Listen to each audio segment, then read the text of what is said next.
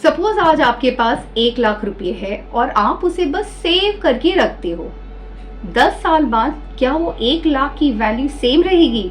नहीं, इन्फ्लेशन उसकी value quietly कम कर देता है। इन्फ्लेशन का मतलब होता है कि परचेजिंग पावर का कम होना।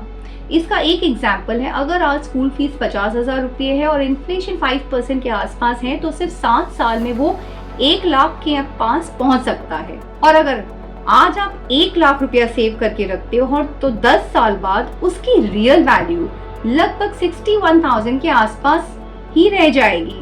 मतलब पैसा सेम है पर खरीदने की पावर कम हो जाएगी। इसीलिए इन्वेस्टर सिर्फ रिटर्न नहीं देखते, रियल रिटर्न देखते हैं। फॉर्मूला सिंपल है, return minus inflation is equal to real return. अगर इन्वेस्टमेंट ने 10% रिटर्न दिया और इन्फ्लेशन 6% है तो एक्चुअल गेन कितना होगा?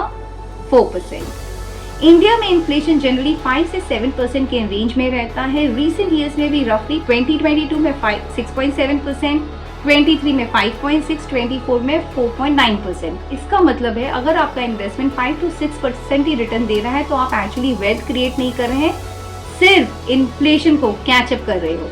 यही रीजन है इक्विटीज इंपॉर्टेंट क्यों है। इसी वजह से financial experts equity mutual funds recommend करते हैं। रिसर्च के अकॉर्डिंग लॉन्ग टर्म में इक्विटीज ने इन्फ्लेशन को लगभग 7 से 9% ज्यादा रियल रिटर्न दिया है। लेकिन एक इम्पॉर्टेंट बात समझ लीजिए, शॉर्ट टर्म में इक्विटीज भी हो सकता है मार्केट्स को बीट नहीं करे, क्योंकि मार्केट शॉर्ट टर्म में अनसर्टेन रहता है, कई बार साइडवेज भी रहता है। इसीलिए 1 से 3 साल में रिजल्ट अनप्रेडिक्टेबल हो सकता है। लेकिन जब इन्वेस्टमेंट होराइजन 5, 7, 10 साल से ज्यादा हो जाता है तब इक्विटीज का इन्फ्लेशन को बीट करने का चांस काफी ज्यादा हो जाता है।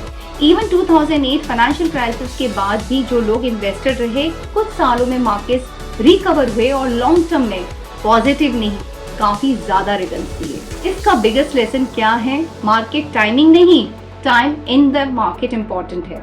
शॉर्ट टर्म वॉलेटिलिटी से डरने के बजाय अगर आप लॉन्ग टर्म इन्वेस्ट करते हो तो इक्विटीज हिस्टोरिकली इन्फ्लेशन को बीट करके रियल वेल्थ क्रिएट करते हैं। याद रखिए, सेविंग्स आपके पैसे को सेफ रखते हैं पर इन्वेस्टिंग ही उन्हें इन्फ्लेशन से बचाते हैं। तो भूलिएगा मत, वहीं इन्वेस्ट करिए जहां आपका पोर्टफोलियो इन्फ्लेशन को बीट कर रहा है।